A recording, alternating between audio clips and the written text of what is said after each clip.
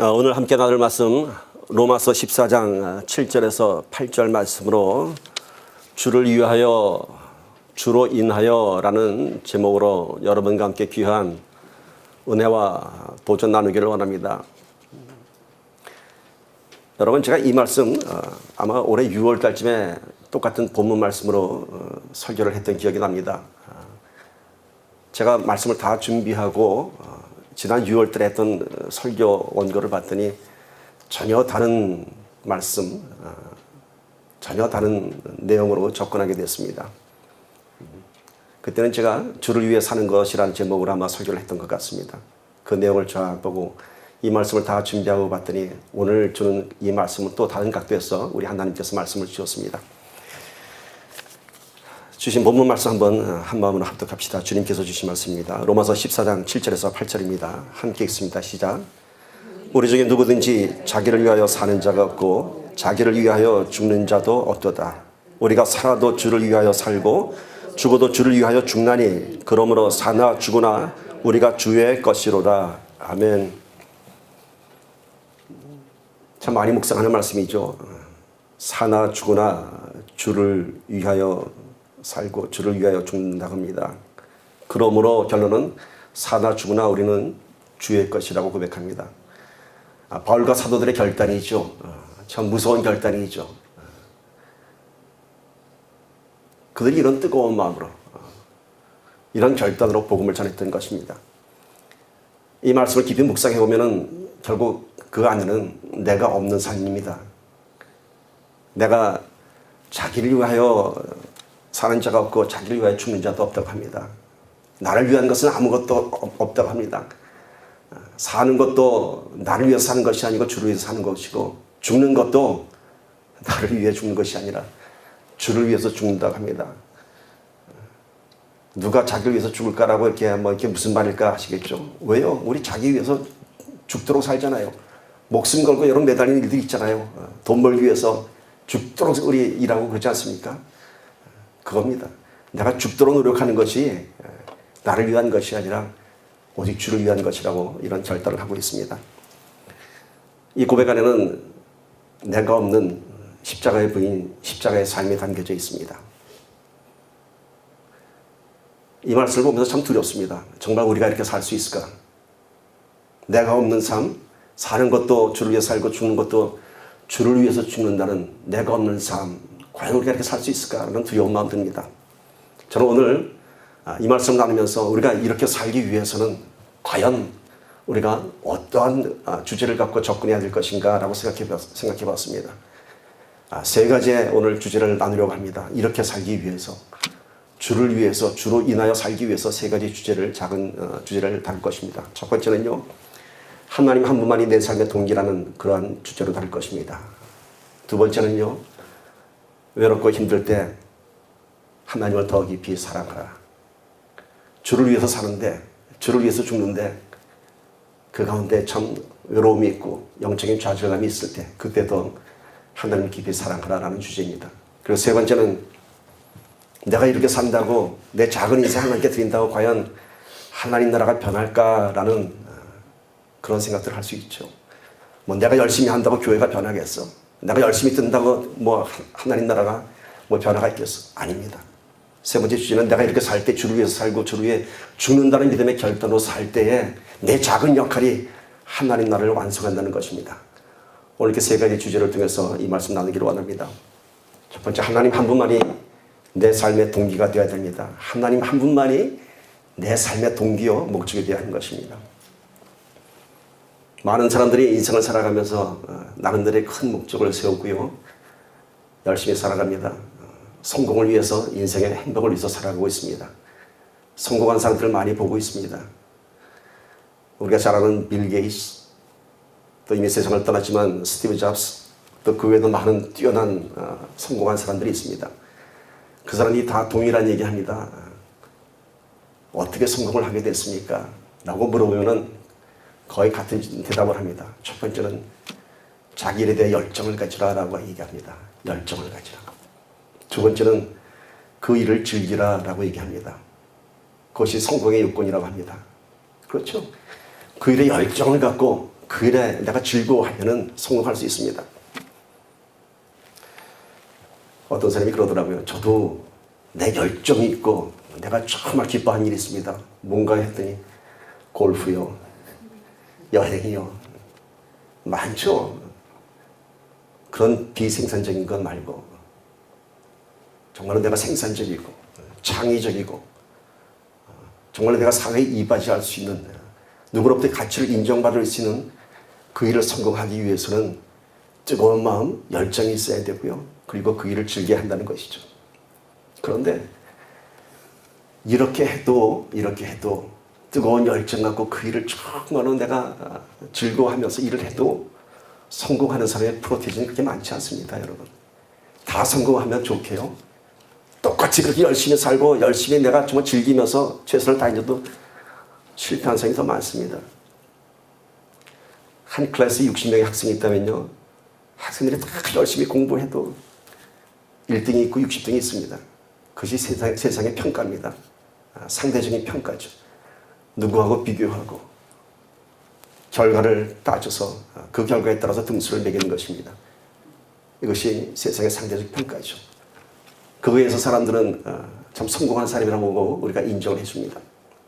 그런데요, 여러분, 정말 내가 열정을 갖고 정말 뜨겁게 그 일에 매달리고 내가 기쁜 마음으로 즐거운 마음으로 그 일을 했는데도 세상에서는 실패했지만은, 세상에서 인정해 주지 않았지만은 인정해 주신 일이 한 분 계십니다. 인정해 주신 일이 있어요.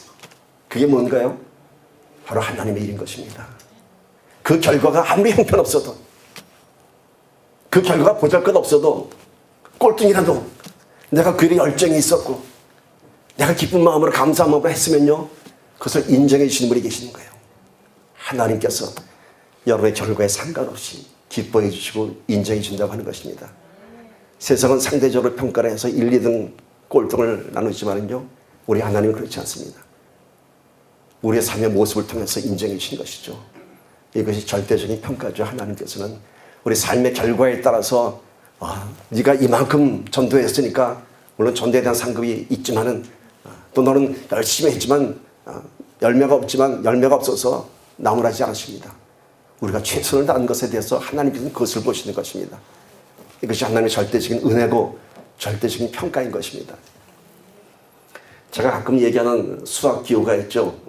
절대값 부호 기억나세요? 수학 시간에 있었던 앞뒤로 막대기가 있는 절대값 부호가 있죠. 그 안에 숫자가 들어가면은 앞에 아무리 마이너스가 붙은 큰 숫자도 절대값 부호 안에만 들어가면은 마이너스가 떨어져 나오죠. 그 숫자 자체의 질량만 표시하는 것이죠. 우리 하나님께서 그러십니다. 우리가 아무리 인생에 실패한 그 크기를, 아픔을 갖고 주님 앞에 나간다 하더라도 하나님께서는 그 마이너스를 다 떨어뜨려 보십니다. 그리고 네가 흘린 눈물, 네가 노력한 그 모든 것, 네가 안닦고 했던 것들에 대해서 하나님께서는 인정해 주시는 것입니다. 이것이 하나님의 절대적인 은혜인 것입니다. 여러분, 아무리 세상에서 성공했다고 해도 그 사람 삶 속에 하나님이 계시지 않으면 마치 마이너스가 붙은 숫자와 똑같습니다. 내가 아무리 큰 숫자를 만들어 놨어도 하나님이 계시지 않으면 그 앞에 마이너스가 딱 붙은 숫자가 됩니다. 저 밑에 음부에 떨어지는 성공의 크기만큼, 그렇지 않습니까, 여러분? 성공한 것만큼 하나님 더 멀어지는 것이고, 성공하는 것만큼 자기가 드러나기 때문에 그 크기만큼의 마이너스가 붙는 것입니다.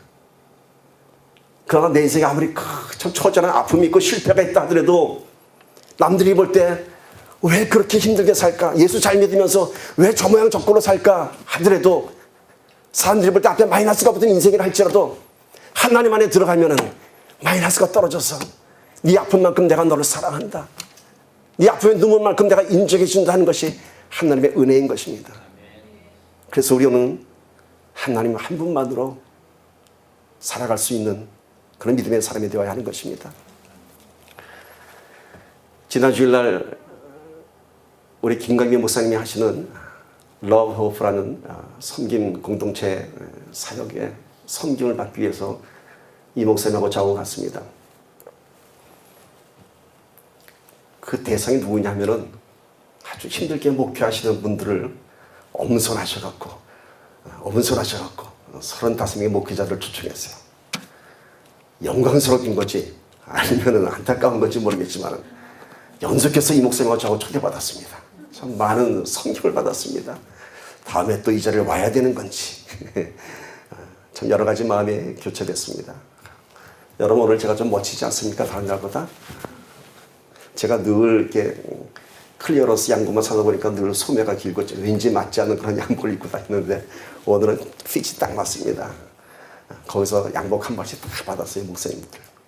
이 목사님도 오늘 같이 입고 나오자는데 기장을 안 줄였다고 하길래 아니 그 키면 기장 안 줄여도 될 텐데 똑같은 조직으로 입고 왔습니다.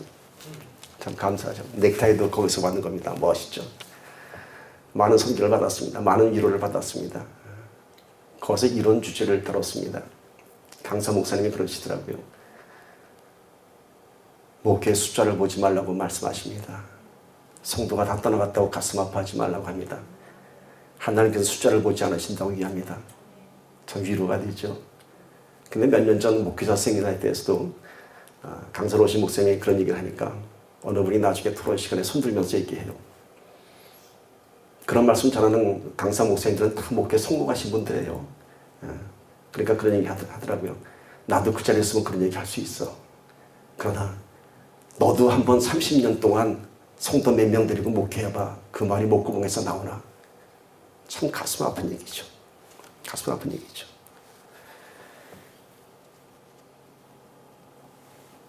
그러나 우리 하나님께서는 그 아픔마저도 인정해 주십니다. 목회 성공했다고 하나님 기뻐하시는 건 아닙니다. 실패한 것이 아닙니다. 실패한 것이 아닙니다. 성도가 다 떠나가고 몇 명 남아도 실패한 거 아닙니다. 여러분, 오늘 이 고백을 한 바울이 어떻습니까? 바울도 세상 사람들 볼 때는 실패자예요. 개척한 고린도 교회에서 배척받았고요. 제자라고는 겨우 디모데, 브루스길라, 아길라 몇 명 데렸고 그러다가 결국은 로마 감옥에서 순교당하고 말았어요. 사람들 볼 때 실패자죠. 그뿐인가요? 예수님은 사람들의 눈에 볼 때 실패자 아니었나요? 멋진 표적과 기사와 이적을 나타냈지만 결국은 초라한 어부들 12명 끌고 다니다가 십자가에 매달려 죽은 이상한 젊은 청년으로밖에 인정받지 않았습니다. 그러나 과연 그 실패자인가요, 여러분? 그들을 통해서 놀라운 교회의 역사가 시작됐고 우리 예수를 통해서 이 땅에 구원이 선포되지 않았습니까? 오늘 우리의 삶의 결과가 초라하다고 여러분 기죽지 마십시오. 여러분이 주님 한 분 때문에 살았다는 인생의 고백을 할 수 있다면 여러분 성공한 인생인 것입니다. 하나님의 계산법은 다릅니다. 하나님께서 이루어가시는 하나님 나라의 방법은 다릅니다. 작은 수출을 통해서 하나님께서 일하시고요. 초라함을 통해서 하나님께서 일하십니다. 그것이 하나님의 방법인 것입니다. 이름만 되면 다 아는 어느 유명한 목사님이 간암을 하시다가 임종 전에 제자들에게 이런 고백을 했다고 합니다. 평생을 난 열심히 목회했다고 생각했어. 제자 훈련하고 일대일 훈련하고 좀 놀라울 정도로 교회에 부흥도 일으키고 난 열심히 했어. 근데 지금 돌아보니까 그게 아니었어. 그 열심이 나를 위한 열심이었어. 그 교회의 부흥이 내 성공을 위한 내 열심에 불과했어. 라는 고백을 했다고 합니다. 주님 앞에 가는 그 순간에 봤더니 내가 열심히 살았던 목회 40년의 인생이 돌아봤더니 결국은 자기를 위한 것이었다고 합니다. 내가 성공한, 목회자로서 성공하고 인정받기 위한 그것을 위해서 열심을 했다고 합니다. 그러면서 부끄럽다고 합니다. 과연 내가 그 순간에 얼마나 주를 생각했는지, 주를 위한다는 포장 아래서 내 욕심을 얼마나 채웠는지. 저도 사실 올 한 해 참 힘든 시간들을 지내면서 참 많이 몸부림쳤습니다. 우리 이 목사님과 함께. 그런데 놀라운 일이 벌어졌어요. 몇 달 전부터는 제 얼굴이 좀 활짝 피기 시작했습니다. 느끼셨는지 모르겠지만은 그것은 뭐냐면 제가 이제는 그 부담에서 자유스러워졌습니다. 교회가 부흥해야 된다는 그 부담에서 자유스러워졌고요. 이제는 내가 교회가 어떤 상황이 되든 주님 한 분만으로도 내가 만족할 수 있다는 그런 고백을 할 수 있게 되었습니다. 그 부담의 실체를 들여다봤더니 역시 그 목사님의 고백처럼 내 욕심이 있었던 거예요. 내 꿈이 있었던 거예요. 내 계획이 있었던 거예요. 그게 안 되니까 내가 힘들고 내가 부담스러워지고 내가 좌절했던 거예요. 내 욕심 때문에. 이제는 웃을 수 있습니다. 강지쌤이 이렇게 갑자기 가신 것처럼 저도 오늘 하나님 만약 갑자기 불러가시면 하나님 잘했죠 라는 고백을 자랑스럽게는 아니라도 요만큼 할 수 있을 것 같아요. 요만큼은. 결과를 위한 또 목적을 위한 우리의 믿음이 되지 않고 주님 한 분만을 위한 주님 한 분을 위해서 만족하는 저와 여러분이 되기를 소망합니다. 목사들만의 이야기가 아닙니다, 여러분. 부흥하는 교회 성도들 보면은 참 열심히 해요. 와, 전도도 열심히 하고 전도도 잘하고 한때는 부러웠어요. 저 교회는 저렇게 열심히 하는 성도들이 참 많아서 참 좋겠다. 가만히 생각해 보니까 당연한 거예요. 그렇게 큰 교회, 좋은 시설, 좋은 인프라가 다 구축된 교회에서는요, 다 누구나 신나게 일할 수 있어요. 우리 교회 건물 자랑하고 우리 주차장 자랑하고 뭐 교회 프로그램들 뭐 자랑할 것들이 많은 교회는요, 성도들이 신나서 열심히 할 수밖에 없어요. 왜? 잘 되니까. 잘 되니까. 그것이 누구를 위한 열심일까요? 누구를 위한 열심일까요? 그 안에 깊이 들여다보면은 내가 교회를 위해서 헌신한다고 하지만은 그 안에는 어쩌면 자기 스스로의 만족과 유연이 더 많은지도 모르겠습니다. 저는 그런 분들이 잘못됐다는 것이 아니라 그런 분들보다도 우리 하나님께서는 어려운 교회 성도들의 눈물의 기도를 더 기뻐 받으시고요. 그들은 어쩌면 생존을 위한 투쟁을 하고 있습니다. 생존을 위한 투쟁. 하나님의 교회를 지키기 위해서 그런 순수한 간절한 몸부림인 것입니다. 결과에 상관없이 주를 위한 열정과 헌신에 대한 것은 하늘나라의 상급으로 기록될 것입니다. 한번 서로에게 한번 위로 한번 해봅시다. 참 잘하셨어요. 수고 많으셨습니다. 왜요? 부끄러우세요? 한번 해보세요. 노 목사님 수고 많으셨습니다. 축복하고 위로합니다. 이런 얘기 나누면 또 그러더라고요. 그 대형교 목사님들은 교회 작은 게 무슨 대세야? 그렇죠. 교회 작은 게 자랑도 아니죠. 중요한 것은 우리 안에 그 본질이 무엇인가가 중요한 것이죠. 정말 주님 한 분 때문에 몸부림치고 주님 한 분 때문에 우리가 살아갈 수 있다면 우리 삶의 결과는 아무런 것도 아닙니다. 우리 삶의 동기가 하나님 한 분만이 되면 주를 위해서 살고 주를 위해서 죽을 수 있는 것입니다. 이것은 신앙생활뿐만이 아닙니다. 우리 삶의 현장도 마찬가지입니다. 내가 무슨 직업을 갖건 내가 무슨 일을 하건 그 안에 내 삶의 동기가 하나님이 중심이 되시면 그때부터는 그 일이 행복해집니다. 그때부터는 그 일에 하나님이 축복하십니다. 언젠가도 제가 그런 예언을 드렸습니다. 밤마다 빌딩 청소를 하는 부부가 있었습니다. 예수 잘 믿는 부부였습니다. 생활은 나아지진 않습니다. 밤과 낮이 거꾸로 된 생활을 살면서 때로는 어린 아이들까지 끌고 와서 그 사무실에서 재워놓으면서 밤을 새워 청소를 합니다. 처음에는 믿음으로 버텼어요. 그런 시간이 흐를수록 그 고난의 시간들이 점점 더 길어질수록 그 안에 불평이 들어왔어요. 왜 나는 이렇게만 살아야 됩니까, 주님? 언제까지 이러고 살아야 됩니까? 언제까지 남의 사무실 청소만 해야 됩니까? 그때 주님께서 주신 말씀이 이 말씀입니다. 골로새서 3장 23절입니다. 우리 한 마음으로 봅시다. 무슨 일을 하든지 마음을 다하여 주께 하듯 하고 사람에게 하듯 하지 말라. 이는 유업의 상을 주께 받을 줄 알매니 너희는 주 그리스도를 섬기느니라. 아멘. 무슨 일을 하든지 마음을 다해서 주께 하듯 하고 사람에게 하듯 하지 말라. 무슨 일을 하든지 이는 내 하늘나라 유업의 상을 주께서 주실 것을 네가 알기 때문이니 너는 지금 그 빌딩 청소를 섬기는 것이 아니라 주 그리스도를 섬기는 것이라 얘기합니다. 빌딩 청소를 하는 것이 아니라 네가 주 그리스도를 섬기는 것이라 그 삶의 현장에서 얘기합니다.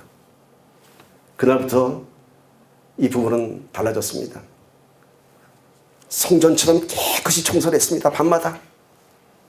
그리고 늘 감사했습니다. 어떤 일이 벌어진지 아세요? 더 많은 빌딩 청소권을 받게 됐습니다. 더 많은 빌딩 청소권을. 그리고 빌딩 청소 대행 회사까지 차리게 됐습니다. 어떤 변화가 있었던 것일까요? 어떤 변화가 있었을까요? 겉으로는 변화가 아무것도 없습니다. 여전히 밤마다 나가 청소해야 했습니다. 그런데 그 안에 삶의 동기가 바뀐 거예요. 삶의 태도가 바뀐 거예요. 그러자 모든 것은 다 그대로인데 내 삶의 동기, 삶의 태도, 주를 위한 내 모든 이 시간들, 이걸 고백하니까 빌딩 청소를 하는 일이 이제 노동이 아니라 예배가 된 거예요. 예배가. 여러분, 하나님을 위하여 하나님 때문에 사는 삶은요, 삶의 현장에서도 그것이 예배하는 삶이 될 줄 믿습니다. 죽게 하듯 하시면, 그러면 그 일을 통해서 우리 하나님 더 많은 힘을 주실 것이고요, 하나님과 더 깊은 교제가 있을 줄 믿습니다. 이렇게 살려면은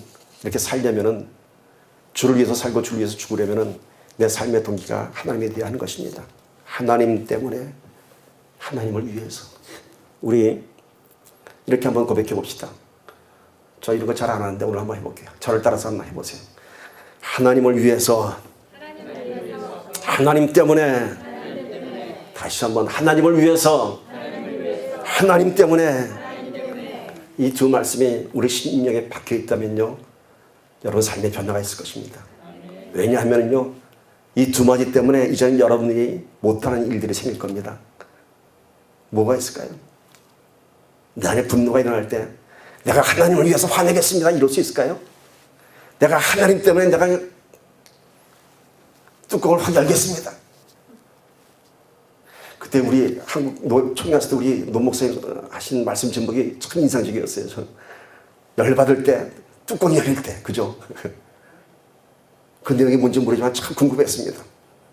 그때 하나님 때문에, 하나님 위하여라면 열린 뚜껑이 닫힐 줄 믿습니다.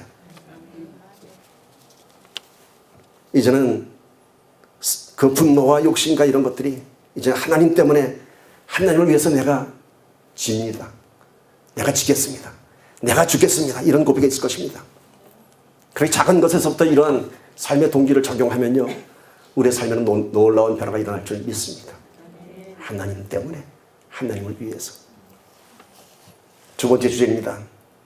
외로울 때, 외롭고 힘들 때 하나님을 더 깊이 사랑하라. 이렇게 사는 거 쉽지 않습니다, 여러분. 쉽지 않습니다. 정말 주말을 바라보면 산다는 거 쉽지 않습니다. 때로는 심한 좌절과 실망에 빠질 때가 많습니다. 하나님에 대해서 좀 의심이 들 때도 있습니다. 테레사 수녀가 정말 하나님은 계십니까? 라고 물어봤던 처절한 질문처럼, 그것은 물론 하나님을 부인하는 질문이 아니라 그 처절한 영적인 외로움을 고백했던 것이죠. 예수 열심히 믿는데도 계속되는 가난과 궁핍과 병상과 내 삶의 문제들. 그래도 주를 위해서 살고 주를 위해서 죽으려면 어떻게 해야 된다고요? 힘들고 외롭고 지치고 영적으로 궁핍해졌을 때 더 깊이 하나님을 사랑하라. 잘 나갈 때 말고 힘들 때 더 깊이 하나님을 사랑하라. 우린 참 위대한 간증들을 많이 듣습니다. 기도했더니 하나님께서 이러한 문제를 해결해 주셨어요. 암을 고쳐주셨어요. 망한 사업을 일으켜주셨어요. 떠나갔던 남편이 돌아왔어요. 마약에 걸려 중독했던 우리 애가 정말 다시 변화했어요. 이런 간증 많이 듣죠. 위대한 간증들. 그런데 사실은요, 그렇게 처절하게 기도했는데도 암이 낫지 않고 죽어가는 사람, 그렇게 처절하게 매달렸는데도 사업이 망한 사람, 가정이 파탄된 사람, 자녀가 더 끔찍한 일을 벌이는 사람들 더 많습니다, 사실. 하나님께 영광 돌리는 간증이 더 우리가 들을 기회가 많아서 그렇지. 오히려 그렇게 처절히 기도했는데도 죽어갖고 망하고 응답되지 않은 사람이 더 많습니다. 더 많아요.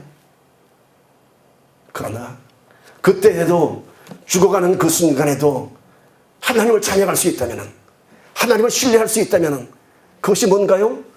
그것이 바로 순교자의 믿음이라고 하는 것입니다. 어차피 죽습니다. 그러면 어차피 죽는데 하나님이 내 기도 응답 안 해줬다고 하나님한테 등 돌리면은 그것처럼 불행한 건 어디 있습니까? 그렇게 오랜 시간 기도했다가 내 삶의 기도에 문제가 응답이 안 됐다고 에이 하나님 없구나 하고 돌아왔으면 그것처럼 미치는 장사가 어디 있어요? 안 돼도 망해도 죽어도 그래도 끝까지 기도하고 하나님을 찬양한다면은 사람들이 볼 때 뭘 인정해 주겠어요? 저 사람은 그래도 끝까지 하나님 찬양했네. 이것이 바로 순교지에 가서 죽는 사람뿐만이 아니라 이것이 바로 순교자의 믿음이라고 하는 것입니다. 외롭고 힘들 때 더 깊이 하나님을 찬양하는 것, 그런 저와 여러분이 되기를 간절히 소망합니다. 시편 69편 33절 보세요. 여호와는 궁핍한 자의 소리를 들으시며 자기로 말미암아 갇힌 자를 멸시하지 아니하시나니. 우리 하나님은 외면하지 않으세요. 물론 내 삶의 문제가 해결이 안 됐어요. 병으로 죽었어요. 그러나 그것이 다인가요? 물론 우리 인생에서 보면은 퀘스천 마크를 던질 수 있겠죠. 그러나 우리가 거기까지입니까? 이거를 영원이라고 하는 시간 속에서 본다면은, 영원이라고 하는 시간 속에서 본다면은 우리는 이해할 수 있을 것입니다. 이해할 수 있을 것입니다. 우리 하나님께서는 우리 궁핍한 우리 아픔의 소리를 들으시고 하나님 때문에 힘들고 외로운 자들을 멸시하지 아니하신다고 합니다. 끝까지 승리하는 저와 여러분이 되기를 소망합니다. 몇 년 전 딸아이는 샌프란시스코를 방문했다가 아마 추운 겨울이었던 것 같습니다. 지금처럼 피어 39 그 부둣가를 보러 나갔습니다. 인상 깊은 한 장면을 보게 됐습니다. 흑인 노인이 길거리에 앉아서 트럼펫 연주를 합니다. 여러분, 그 길거리 음악하는 사람들이요, 보통 음악하는 사람들이 아니에요. 아마추어가 아니에요. 그 사람들 다 시에서 오디션 보고요, 캐리어가 있는 사람들이 나와서 하는 거예요. 제가 그 트럼펫 소리에 반했어요. 악기는요, 수십 년 된 악기 같아요. 색이 아주 세월의 때가 묻은 트럼펫인데요. 그 악기통에는 동전 몇 엽하고 1불짜리 몇 장이 있었어요. 그 추운 겨울에 바람이 부는데 울려난 트럼펫 소리가 너무 좋았어요. 무슨 노래인지 몰랐지만. 근데 그 앞에 서 있는 사람은 별로 없었어요. 다들 그냥 스쳐 지나갑니다. 그런데 그 흑인 노인은요, 열심을 다해서 연주했어요. 열심을 다해서. 제가 그걸 보고 느꼈어요. 아, 저거구나. 저 사람은 지금 사람이 없다고 연주를 막 하지 않았어요. 사람이 하나도 없어도, 나 하나 서 있어도 최선을 다해서 연주했어요. 왜요? 그 사람은 음악을 사랑하는 사람이었어요. 평생을 음악한 사람이었고 언젠가는 참 화려한 무대에서도 연주했을, 아마 음악적으로도 성공했을 사람인 것 같아요. 그렇게 멋진 음악이었어요. 그러나 지금 황량한 이 겨울바람 부는 부둣가에서 한두 사람이 앞에 서 있다고 해서 그 사람은 연주를 막 하지 않았어요. 최선을 다해서 연주했어요. 자기 자신에게 자랑스러운 연주가 됐을 것입니다. 제가 그걸 보면서 그런 생각했어요. 우리도 하나님 한 분만을 위해서 아름다운 신앙의 연주를 해야 되겠구나. 사람 보고 하는 것이 아니라, 또 인생의 행복을 위해서 하는 것이 아니라, 또 내 인생의 아픈 순간이라고 고난했다라고 좌절하면서 낙담할 것이 아니라 그 순간에 더 열심을 내어서 더 아름답게 하나님을 위한 신앙의 연주를 하기를 간절히 소망합니다. 많은 사람들 앞에서는 누구나 다 신나게 연주할 수 있습니다. 많은 사람들의 환호와 박수 속에서는요, 없는 실력도 나옵니다. 그것이 우리들의 모습입니다. 그러나 정말 아무도 없는 그곳에서 혼신을 다해서 자기의 음악에 그런 자부심을 갖고 음악하는 그 모습처럼 오늘 우리도 사람을 보며 예배하는 것이 아니라 하나님 한 분만 보며 더 뜨겁게 찬양하며 더 뜨겁게 기도하는 저와 여러분 되기를 소망합니다.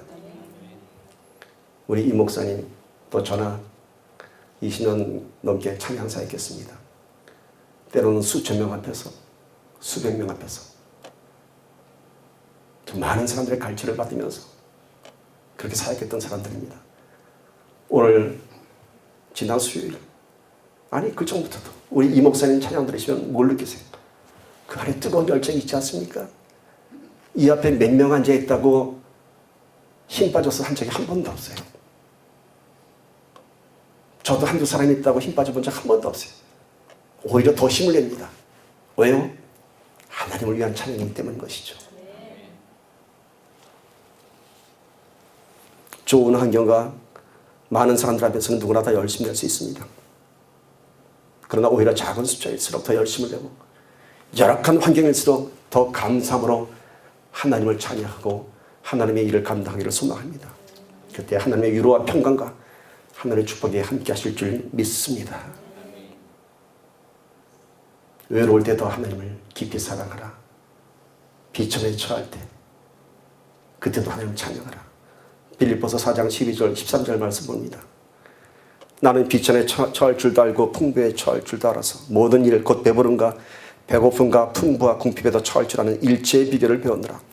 내게 능력 주시는 자 안에서 내가 모든 것을 할 수 있느니라. 어떻게 이런 일이 가능할까요? 어떻게 이런 일이 가능할까요? 바로 하나님이 내 삶의 동기의 목적이 되기 때문에 비천한 가운데서도 더 하나님을 찾을 수 있는 것입니다. 결코 배고픔이나 궁핍함이 나의 문제가 되지 않습니다.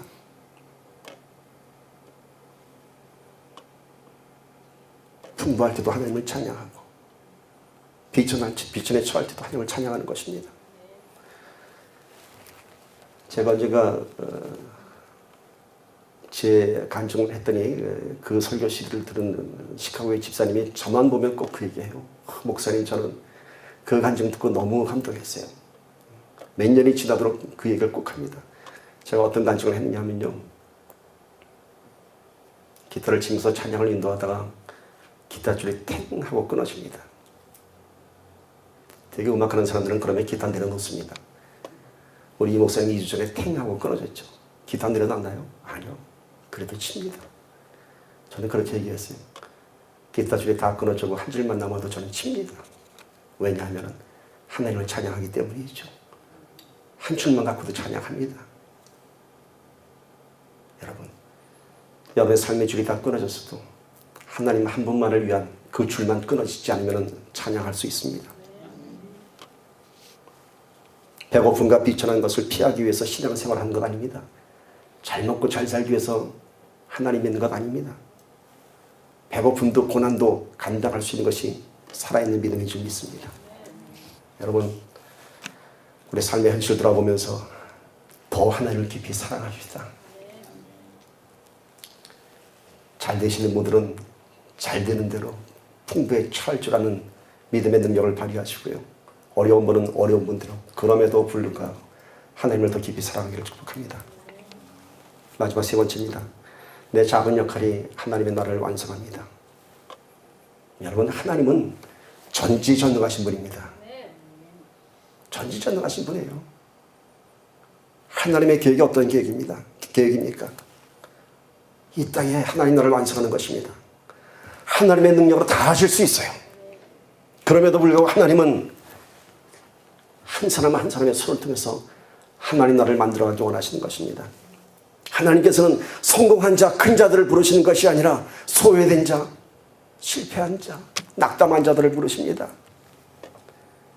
다윗이 광야에 도망자가 됐을 때 아둘람굴에 모인 400명의 사람들이 어떤 사람이었나요? 어떤 사람 보내셨나요? 그들이 힘이 있는 사람이었나요? 그들이 성공한 사람들이었나요? 아니요. 오히려 다윗에게 의존하는 빚진 자들, 병든 자들, 소외된 자들이었습니다. 그러나 그 400명을 통해서 다윗이 용기를 회복할 수 있었고 그 400명이 다시 이스라엘을 세울 수 있었습니다. 다윗 왕국을 세울 수 있었습니다. 여러분, 바울도 마찬가지고 예수님도 마찬가지고 그 한 사람의 헌신, 예수 그리스도의 보혈로 말미암아 이 땅이 구원받았습니다. 내 작은 인생 속에서 하나님의 계획이 있는 줄 믿으시길 축복합니다. 잊혀져가는 인생이 아닙니다. 내 인생이 어떤 인생을 살아가건 내 인생을 통해서 하나님께서 일하시는 것입니다. 풍부에 처했건 비천에 처했건 그냥 그러한 것이 중요한 것이 아닙니다. 중요한 것은 내 인생을 드라이브 하시는 분이 살아계신 하나님이 계신다고 하는 것입니다. 그래서 오늘 우리가 어떤 삶을 살아가건 어떤 결과를 살아가건 그 속에서 우리가 주를 위해서 산다는 고백이 있을 때 내 작은 역할을 통해서 하나님께서 기뻐하시고 내 작은 역할을 통해서 하나님 나라가 만들어져 가는 것입니다. 오케스트라의 연주는요, 모든 악기가 아주 아름다운 화음을 다 만들어냅니다. 그런데 수많은 악기들이 조화를 이루는데요, 우리에게 들려오는 것은 때로는 찬란한 바이올린, 피아노의 독주 소리, 이런 소리도 더 귀에 잘 들어옵니다. 저 뒤에서 소리도 없이 나오는 악기들은 그 악기가 있는지 없는지 앉아있는데 무슨 소리인지 들리지 않을 때도 있습니다. 그러나 그 악기가, 그 소리가 있기 때문에 그 오케스트라의 아름다운 연주가 완성되는 것입니다. 더 재미있는 건요, 여러분, 이런 거 본 적이 있어요? 막 오케스트라가 막 열심히 막 연주가 지나가 중간에 저 뒤에 사람이 짱 하고 한번 치는 거 보였어요? 그리고 끝이에요, 그 사람. 그 연주 내내 가만히 있다가 짱 한번 치면 끝이에요. 심벌스 연주. 근데 그 사람이 그 연주를 해서 어떻게 하는지 아세요?